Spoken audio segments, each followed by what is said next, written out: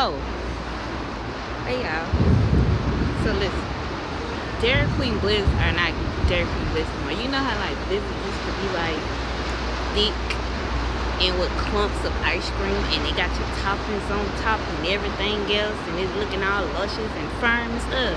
Yeah, Dairy Queen Blizzards are like dang on milkshakes. Like, what's going on, Dairy Queen? Why y'all Blizzards are like milkshakes no more? We don't want milkshakes. Yeah, I'm working, but we don't want milkshakes, Dairy Queen. We want a Blizzard, because that's what we paying for. My total came out to be $11. So if it's $11 for a Blizzard and some fries, I want me a thick, firm Blizzard. Not no milkshake. I don't need my Blizzard melting in 5 seconds. What's up?